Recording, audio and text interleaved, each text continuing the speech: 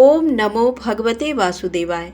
आप सभी का हमारे YouTube चैनल पर हार्दिक स्वागत है। आज सुने राजा विक्रम और विधना माता की कहानी। मौत आखिर टली। मालवा के राजा विक्रम रोज आधी रात में भेष बदलकर अपनी प्रजा का दुख सुख जानने के लिए निकल जाया करते थे। वे अपनी प्रजा को हमेशा सुखी देखना चाहते थे। एक रात वे घूमते घूमते गरीबों की बस्ती में जा पहुँचे। अचानक उन्हें किसी स्त्री के रोने की आवाज़ सुनाई दी। उन्होंने सोचा कि जरूर कोई बहुत दुखी है जो इस अंधियारी रात में रो रही है। वे झट उसी तरफ मुड़ गए। थोड़ा आगे बढ़ने पर उन्हें एक झोपड़ी दिखाई दी।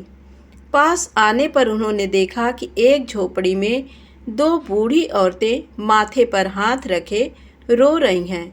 राजा ने भीतर जाकर उनसे पूछा, माता जी, तुम्हें ऐसा कौन सा दुख है कि इस तरह आधी रात में रो रही हो? एक बूढ़ी औरत ने सिर उठाकर कहा, बेटा, हमें कोई दुख नहीं। यहाँ तो विक्रम सरीखा राजा का राज है। इस राज में भला कौन दुखी हो सकता है? राजा बूढ़ी औरत की बात सुन अचरज में पड़ गए। उन्होंने पूछा, तो फिर तुम दोनों रो क्यों रही हो?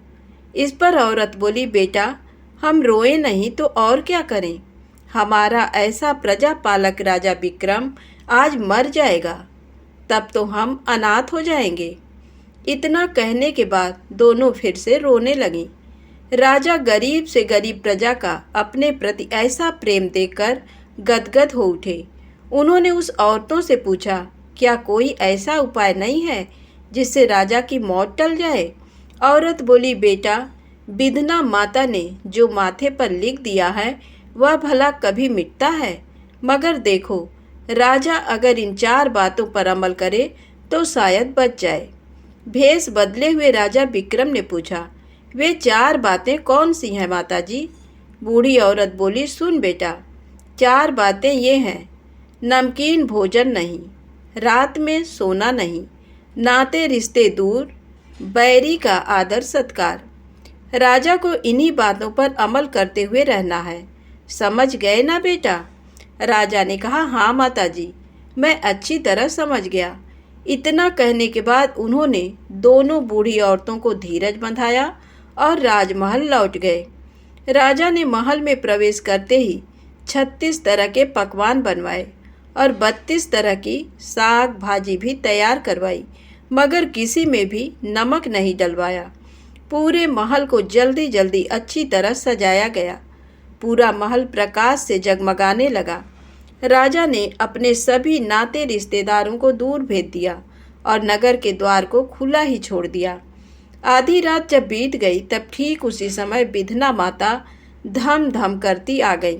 राजा उनका स्वागत करने के लिए तैयार थे। उन्होंने बड़े आदर से विधना माता का स्वागत किया और उनके पैर छूकर प्रणाम किया। उनको आसन पर बिठाकर हीरे मोती जड़ा शाल ओढ़ा दिया। ऐसा स्वागत देखकर विधना माता चकित रह गई। उन्होंने कहा, राजा, मैं तो तुझे लेने आई हूँ। राजा विक्रम हाथ जोड़कर बोला, मैं हाजिर हूँ माता जी, आपके साथ चलूँगा ही, मगर मेरी एक विनती है, आप पहले भोजन कर लें, फिर हम चलेंगे। विधना माता भोजन करने के लिए राजी हो गई। राजा ने उनके लिए 36 तरह के पकवान और 32 तरह की साग भाजी तैयार करवाई थी। वह सब उनके सामने परोस दिया। विधना माता ने सारी चीज़ें चखीं। नमक बिना वे फीकी लगी। विधना माता सारी बातें समझ गई। वे मुस्कुराते हुए बोली, जरा नमक तो ले आ। राजा ने नमक भी उनके सामने रख दिया। माता ने बड़े प्रेम से भोजन किया। खाने पीने के बाद विधना माता बोली, राजा, तूने तो अपनी खातिरदारी से मेरा हृदय जीत लिया। मैंने तेरी जान बख्श दी। भोजन में नमक का जो स्थान होता है वही स्थान इस राज्य में तेरा है।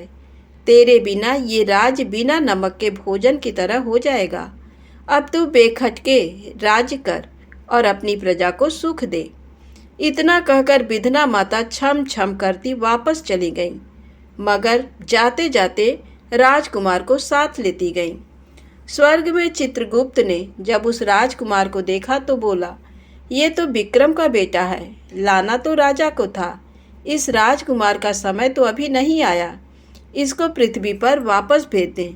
उसी समय पृथ्वी पर राजकुमार जी उठा। उसने सबको स्वर्ग का हाल बता दिया। राजा का काल टल गया था, ये जानकर प्रजा बहुत आनंदित हुई और राजा की जय जयकार करने लगे।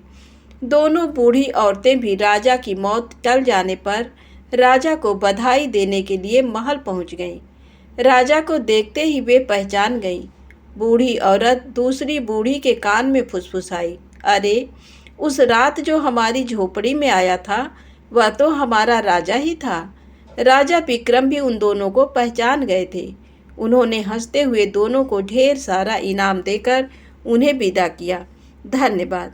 दोस्तों, कहानी अच्छी लगी हो तो कृपया वीडियो को लाइक अवश्य करिएगा और यदि आप नए हैं तो चैनल को सब्सक्राइब भी अवश्य करिएगा। धन्यवाद।